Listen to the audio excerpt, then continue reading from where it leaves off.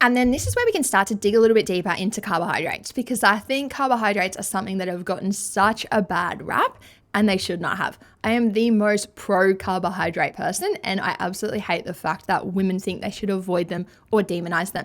So I want to read out a question that came in, and I think this is such a valid question. I think a lot of people would have this question, and I think if we read it out now, we can just converse on how it factors into all of this. So someone submitted the question of, literally word for word, I'll read it, navigating the different options on best carb sources for women in late 40s navigating hormones.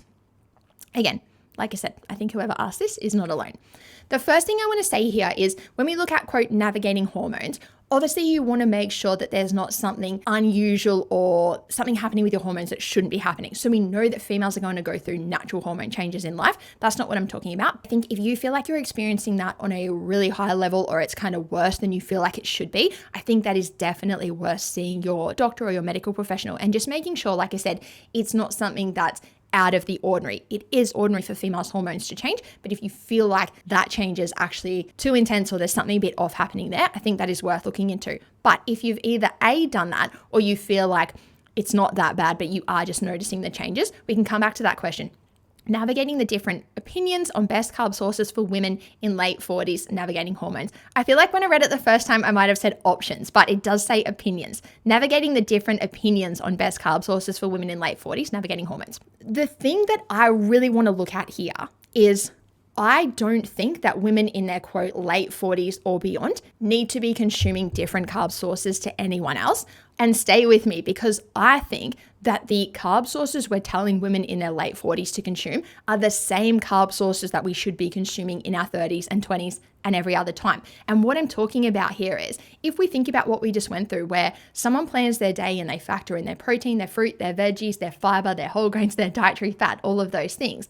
This is where you then want to start to look at your overall day and go, how is this adding up relative to the overall energy intake that I want to have? So our overall energy intake is going to be decided based on A, our personal physical needs, but then obviously B, our goal. If we do want to put an energy deficit in place because we're working towards fat loss, if someone has a big energetic demand because they do have that high training volume or they want to focus on building muscle, we can crank that overall energy intake up.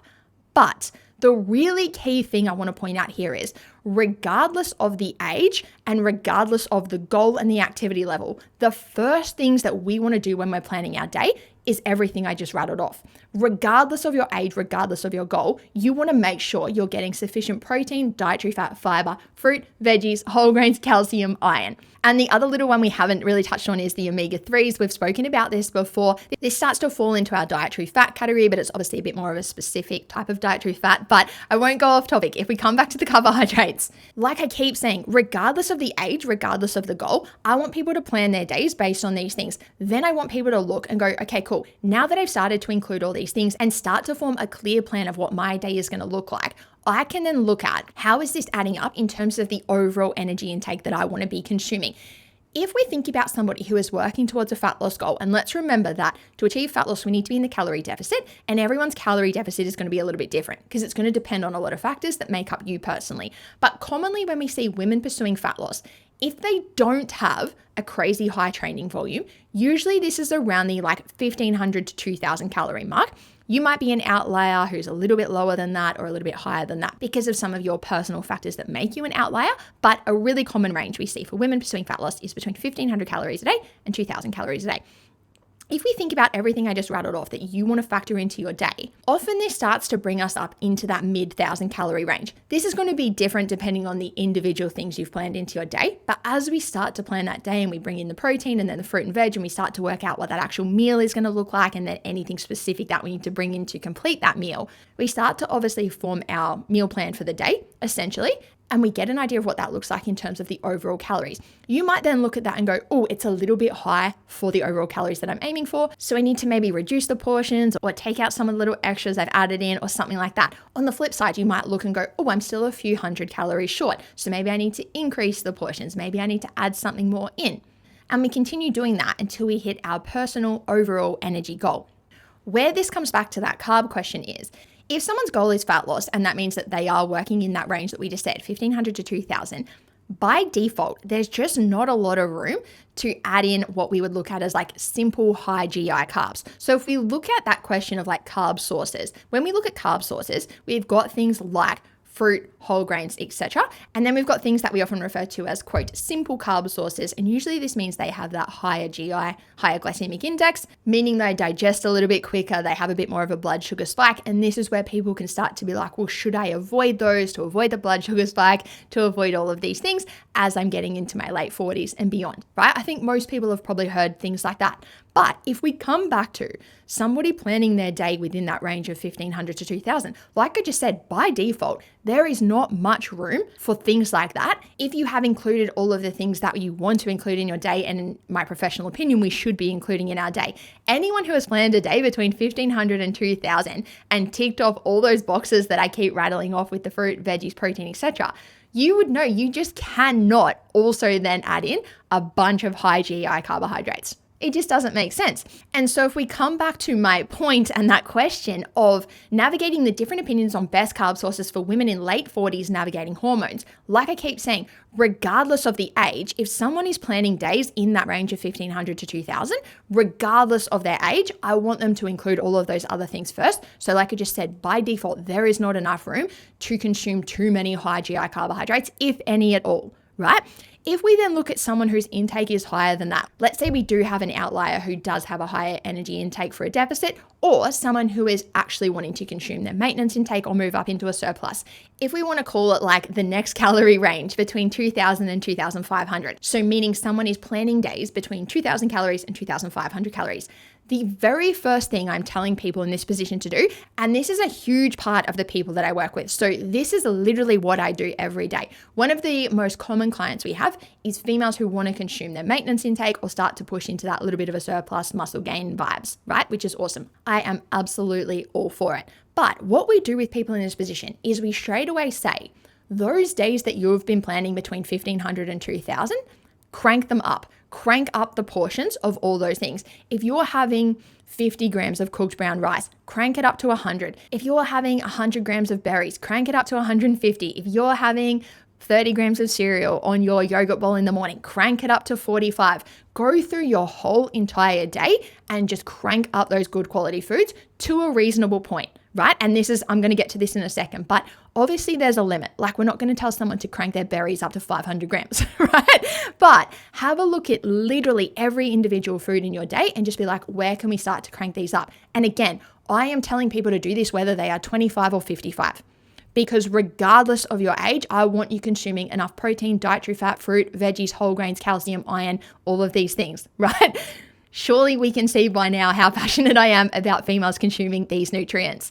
And what commonly happens here is, let's say you were planning days around 1,700 calories in a deficit, and then you do make that conscious choice to move up to your maintenance intake, which really commonly we see for females is around 2,200, 2,300. Again, guys, I just want to intercept that and say, obviously you might be an outlier. Your intake might be a lot higher. It might be a bit less, but I'm going to keep working with these ranges because they are very common and they can just make it like an easy example. So if you do have someone planning a day around that 1,700, 1,800 mark, they now want to move up to, let's say, 2,300 calories. If you go through your whole day and, like I said, you crank up the servings of your fruit, your cereal, your avocado, the cheese, the chicken, the rice, the sauce, the veggies, any little thing, like every little thing might look like a 30 calorie increase or a 60 calorie increase. Well, let's realize that 10 of those is now a 400 to 500 calorie increase. And there's your new day of eating right there. And if we keep coming back to that question, I am answering it, I promise. But even now, when we have an individual who wants to work towards that slightly higher calorie intake, we're not telling them to load up on high GI carbohydrates. We can use those, and I'm going to get to them in a second, but we are still telling people, regardless of the age, and again, now we can see here, regardless of the goal, that there are things that need to be prioritized in your day or should be prioritized in your day before those, quote, simple, different carb sources. And what I think is just important to say here, because I think we're going to have women in their 40s saying like, but it's harder for me, but it's worse for me, etc. We want to understand here that yes, sometimes people who are younger can, quote, get away with it easier, but we're not telling them to do that. right? They might be doing it, but we are not telling them to do that. I don't know if people can hear my dog in the background, but I've been going for hours now. So he's getting a bit restless. But let's come back to the topic here. If people don't know, my dog's name's Nutella. He's a little Frenchie. He's the best, but he's like Rubes. Enough with the nutrition talk, but it's never enough. No, if we really come back to this, guys, like I was saying, we can think that when a female is younger, she can, like I said, quote, get away with eating different carb sources, but that doesn't mean they should be. So when it comes to being a nutrition professional who's telling people what to eat, I'm never, ever, ever, regardless of the goal, regardless of the age, telling a female to include simple high GI carbohydrates, and males, but obviously we're talking about fueling females here. I'm never telling them to prioritize those foods or even start to include those foods before they have factored in all those others. So I'm going to say that one more time. Regardless of the goal, regardless of the age, the base of every female's day should tick all those boxes we've just spent the last hour rattling off before we then start to look at introducing the high GI carbohydrates.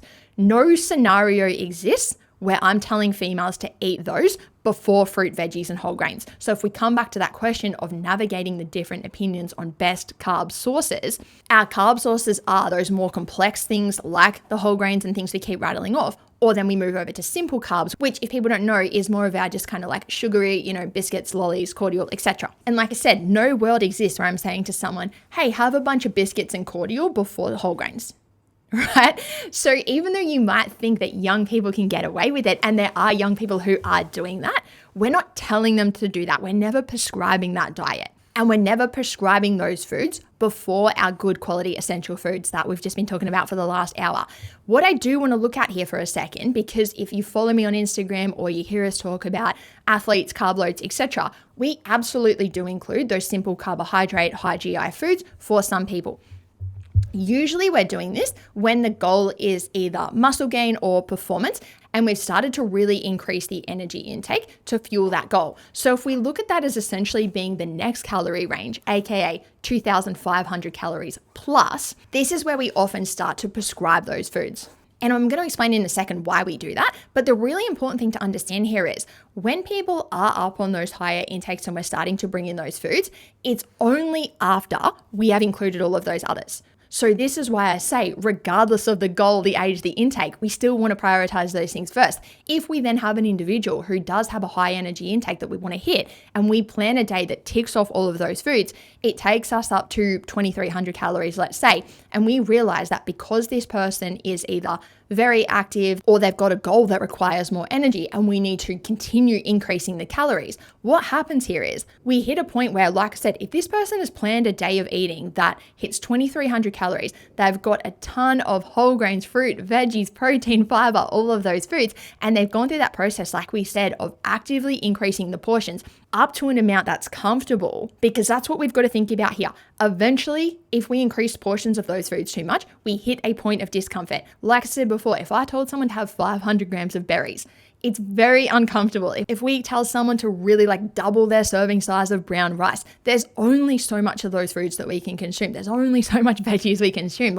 Eventually we're just going to become really bloated, really full, really uncomfortable. So if we go through the process of including those foods in our day, then increasing the portion sizes of those foods up to pretty much the max amount that we would want to come in. And then we realize that we still have a gap between what that totals in terms of energy and the overall amount of energy we want that individual to consume. We do have a gap, and we realize that we can fill that gap with those simple high GI carbohydrates because they are so simple and easy to digest. This is why I am not against any foods. I don't think any foods are right or wrong. There are absolutely good quality foods that we want to prioritize before others. I will die on that hill, but I will also die on the hill of saying that we can't just declare high GI foods or processed foods, quote, wrong. And even if we come back to the question of someone navigating this in their late 40s, they're still going to find themselves in that same situation. I have female athletes who are in their late 40s, and we've gone through everything I just said. First of all, they've made sure that there's no big issue happening with their hormones. Yes, their hormones are changing because their body's changing. That is what the female body does. But if it is going through that process in the natural way that it should be, and then we've gone through the process of making sure we're getting all of the good quality foods that this person wants into their day, we're not loading them up on high GI carbohydrates for no reason. We only start to bring those in. And usually when we're doing it with females, in this position at this age is because they're doing endurance sports. So I work with a lot of females who are in literally late 40s, some are in early 50s, that have been doing marathons for years, and they absolutely love it.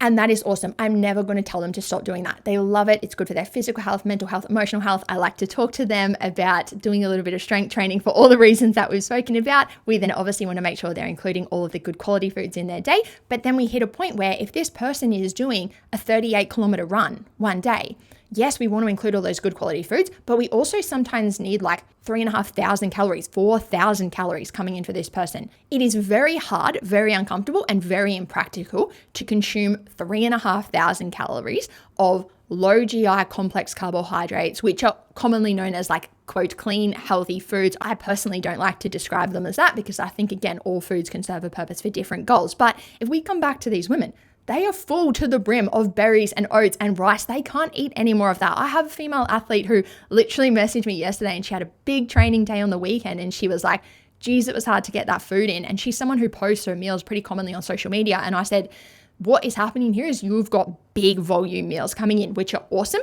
We don't want to take those away, but you can only increase those portion sizes so far. If we think about someone who's loading up a plate of rice and veg and meat, you can only add so much rice and veg and meat until you look at that plate and go, physically, I cannot put that food in my stomach. But physically, my body needs more energy because of the thing that I'm asking it to do today. Like I said, in this scenario, we got women doing 38-kilometer runs. We want the energy to come in to fuel those runs. Otherwise, we come back to what we spoke about at the start of this topic of low energy availability. This is where we see it. And this can be a common reason that we see it. I promise I will keep answering this question. But if we have a female who is doing a massive training session like that, and she's so adamant that I can only eat, quote, clean foods, complex carbohydrates, we do have a literal energy gap. Your body needs 3,500 calories worth of energy. You've increased all your portions. You've got massive serving sizes coming in. That's taken you up to maybe 2,500 calories. You need to get 1,000 more calories coming in. And again, if you're looking at those portions and those serving sizes and those plates of massive meals, you can't make them any bigger. So where do you get those extra 1,000 calories? This is where our high GI simple carbohydrates can come in. And so what we do for people in this situation, and you've probably seen me doing this on social media with athletes in this position, is we do start to bring in things like lollies or cordial or sports drinks or biscuits, because what we want to think about here is it's very easy to consume a bigger portion of lollies than it is of rice, right? And I'm not saying at all that lollies are better than rice, but what I'm saying is we've done the rice. Like I said, we can't literally get any more rice in this person's system, but we need more energy in this person's system. If we give them a handful of lollies, they can take that in quite easily. It's not going to bloat them. It's not going to fill them up, but it is going to give them simple energy. And that is what we want in that scenario. And again, I'm doing this with people, whether they're 20 or whether they're 50, because the times that we're doing this are the times that that energy is needed. So if we think about a female who is in late 40s, early 50s, and she is having different hormonal changes, we're not telling her to sit and eat lollies at her desk all day, right? We're telling her to use those lollies at times where her body needs them. So we're not giving them for no reason. We're giving them for a very specific reason. And if we run with that same scenario, if she's doing that session, it's really common for people to do their long runs on a Sunday. So on a Sunday, we might tick off all of our usual food quality, and then we've got 500 to 1,000 calories coming in through gels during the run, lollies during the run, a sports drink at some point, and similar, right? If then on the Monday and the Tuesday, if she then goes into her week and on the Monday and Tuesday, she's not doing a 38-kilometer run, maybe she does a little run, maybe she does some gym work. So her overall energy requirement might now be 2,400 calories for that day. Well, the lollies go and the sports drink goes and all of those things go. And we come back to that good quality day with the complex carbohydrates and the fruit and the veggies and the whole grains, etc. And so I know that women who are in their 40s and 50s and beyond are wondering, like, what sources of carbohydrates should I be eating? Should I be avoiding those more simple, sugary, high GI carbs? Everyone should be minimizing those if they're not in a situation where they need them or where their body's going to utilize them in the right way. And that is starting to branch then into a bit of a separate topic where those specific foods can actually serve us better when we're doing performance stuff, more so than our like complex carbs and our whole grains and stuff. I am going to segue into like training nutrition in a second, but I just really want to point out there's nothing that we should be doing differently with our carbohydrates when we're 20 compared to when we're 50. It's more the fact that if you were doing things that were less than optimal, aka you were loading up on lollies and shit just all day when you didn't really need to be, you might have gotten away with it easier. So I'm not disregarding the fact I think there could be women everywhere going, yeah, but I can't do it in my 40s or my 50s like I could in my 20s. That can be true. I'm not saying that's not true. But what I'm saying is the prescription of the carbohydrates and the overall food quality that we want people to be consuming is the same whether we're 20 or whether we're 50. It's usually just that when the 20-year-olds ignore it, they don't see the consequences as much as when the 50-year-olds ignore it. So I really hope that made sense. And I feel like I just want to recap it a little bit, but regardless of the age, regardless of the goal, regardless of any of those things, we want to tick off all those good quality foods first. And then we want to look, how does that add up in terms of my overall energy requirement?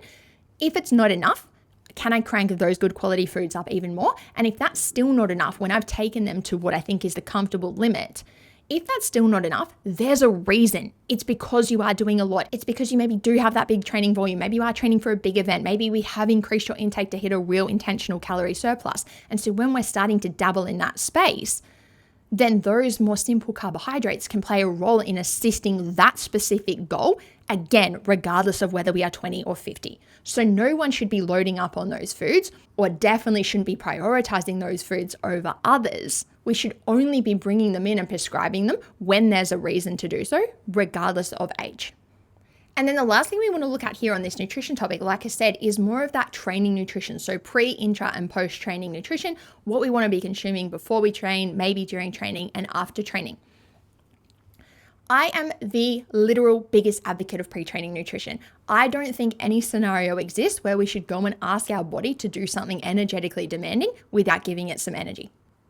Let's just let that sink in for a second. If we are going into the gym or going for a run or going to play sport or anything like that, and we know that that thing is obviously going to be energetically demanding, aka we are going to need energy to perform that thing, like I said, no scenario exists where we wouldn't want the body to have some energy to do that.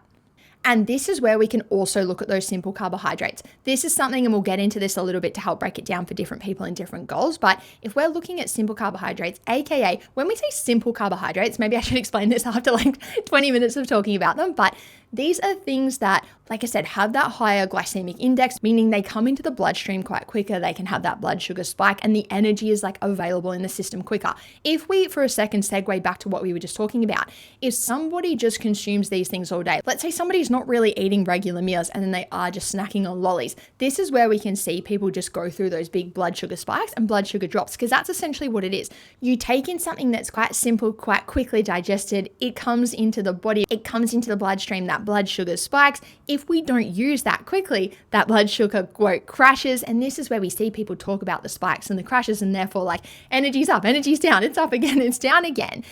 If we are, like I said before, sitting at our desk all day, we don't want to go through that. So if we're fueling with things like protein and low GI carbs, complex carbs, whole grains, fiber, these are all things that are going to come in a lot more gradually and therefore give us that more stable, steady blood sugar. And you've probably heard that spoken about, especially if you are looking into women's fitness stuff.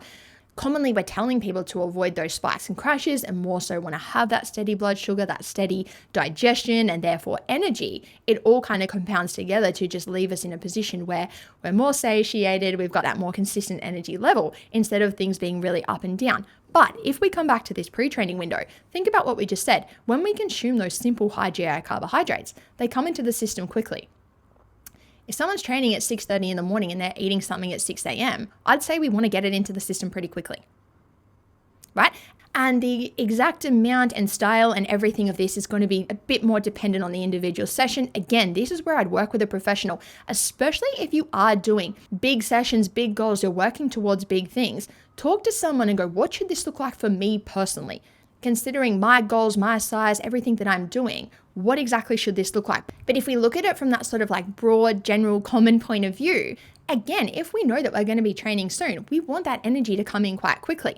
And so often we might be looking at, for example, something like 30 grams of carbs coming into the system. Yours might be more if you've got a bigger calorie target to work with. If you've got bigger goals, yours might absolutely be more. Most of my clients are doing more than that. But if we look at someone who is trying to juggle all of these things, maybe they don't have a crazy high calorie target that they're working with, it can be hard to fit in protein, fruit, veggies, calcium, all these things, and then be like, oh, now I've got to get carbs in before training. So if we can get in around that 30 gram mark, that's a pretty good average. And then, like I said, if our session or our training load is more demanding, we would want to get a bit more, but that's a bit more like specific to the individual. Let's come back to the 30 grams. If we're looking at someone going to do like an hour long training, let's say from 6:30 to 7:30, if we can get 30 grams of carbs into the system around 6 a.m., give or take, again, guys, don't overthink. Is it 10 minutes? Is it 20? Think about the fact that if we can give the body that energy and it's going to get that energy in within half an hour, give or take, work with that, right?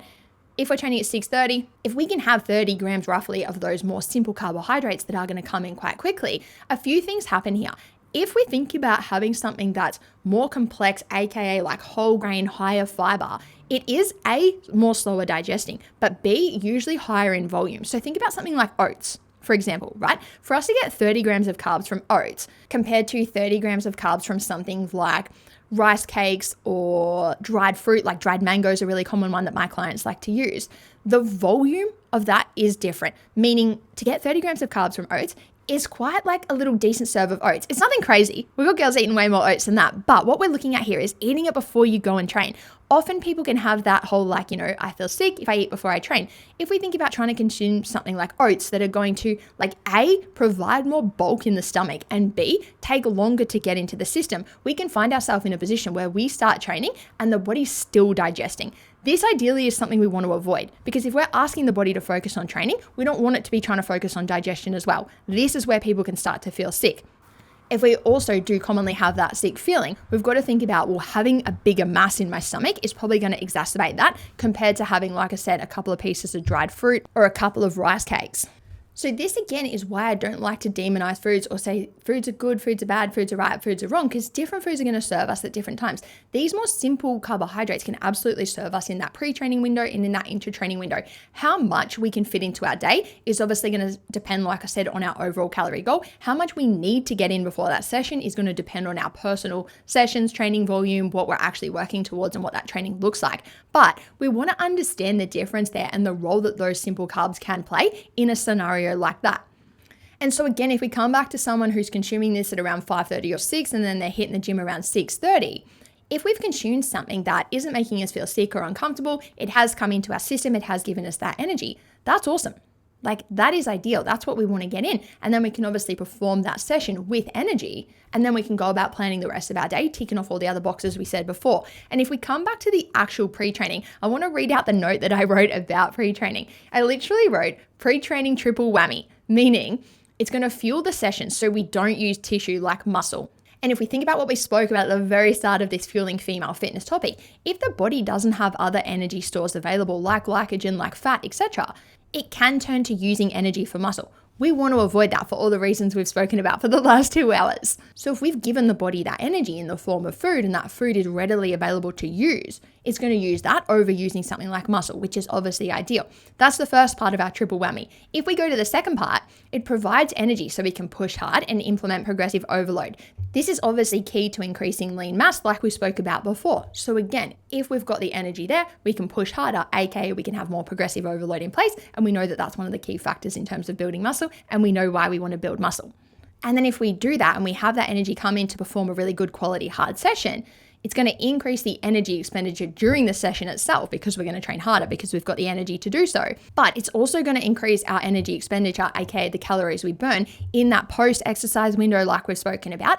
And from the fact that if all of this accumulates to the point that we gain more muscle mass because of all of this, again, think about the fact that we spoke about the more muscle in the frame, the higher the resting metabolic rate is. So like I said, there's a triple whammy going on here where we fuel the session better, we do the session better, we put on more muscle, we reap the benefits of more muscle. It's more than a triple whammy. There's so much going on here.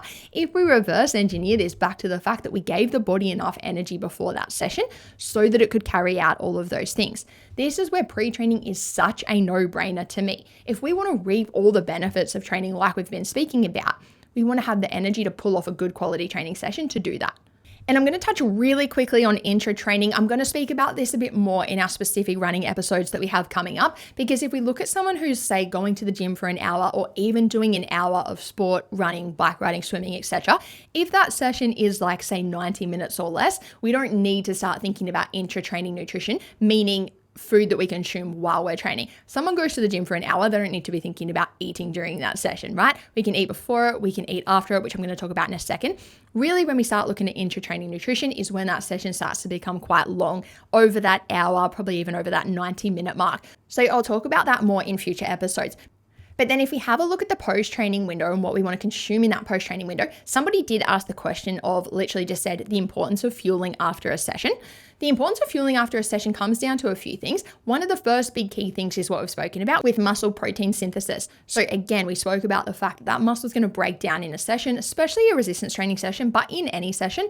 And then we want that muscle to start going through muscle protein synthesis, or MPS as it's easier to refer to.